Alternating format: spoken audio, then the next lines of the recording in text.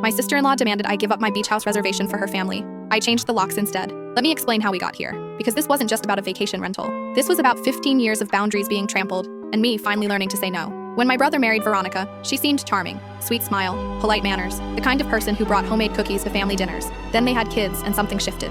Suddenly, every family gathering became about her needs, her schedule, her children's comfort. My parents enabled it completely. If Veronica wanted Christmas moved to accommodate her in-laws, we moved Christmas. If her kids needed the quiet guest room, whoever was staying there got bumped to the couch. I watched this pattern for over a decade, staying quiet to keep the peace. Then last year, I inherited my grandfather's beach cottage. He'd left it specifically to me in his will with a handwritten note saying I'd always appreciated it most. It needed work, so I spent 6 months and $40,000 renovating it myself, learning to tile and paint and fix plumbing. Every weekend driving 3 hours each way, every vacation day spent sanding floors. It became my sanctuary. This summer, I blocked off the first 2 weeks of August for myself. I'd planned it for months, requested the time off from work, and told everyone in the family I'd be unreachable. I needed this. My job as a middle school counselor had been brutal.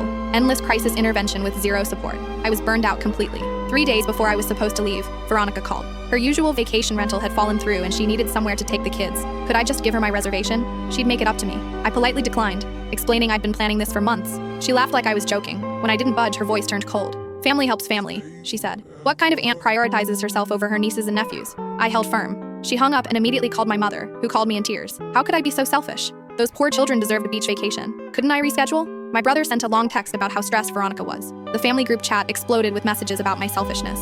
That night, Veronica posted on social media about terrible family members who abandoned children in need. She didn't name me, but everyone knew. My phone wouldn't stop buzzing. I drove to the beach house that weekend just to clear my head. When I arrived, Veronica's van was in the driveway. She'd somehow gotten a key from my parents, who still had my spare from the renovation. Her kids' toys were scattered across my newly refinished deck. She was inside making lunch in my kitchen, acting like she owned the place. Oh good, you're here, she said casually. Can you grab more towels from town? We're running low. Something inside me snapped. I'd spent 15 years swallowing my anger, being the accommodating one, letting her steamroll every boundary. Not anymore. I called a locksmith right there. Changed every lock while she stood screaming about how I was traumatizing her children. When my brother arrived an hour later, threatening to call the police, I showed him the deed with my name on it. Legally, they were trespassing. They left, but not quietly. Veronica called me every name imaginable. My brother vowed I'd never see his kids again. My mother sobbed about our family being destroyed. But here's what nobody knew. While changing those locks, I found something hidden in the crawl space. A metal lockbox containing my grandfather's journals from the last 5 years of his life. Page after page detailing family dynamics, describing why he'd left the house to me alone. And 3 sealed envelopes.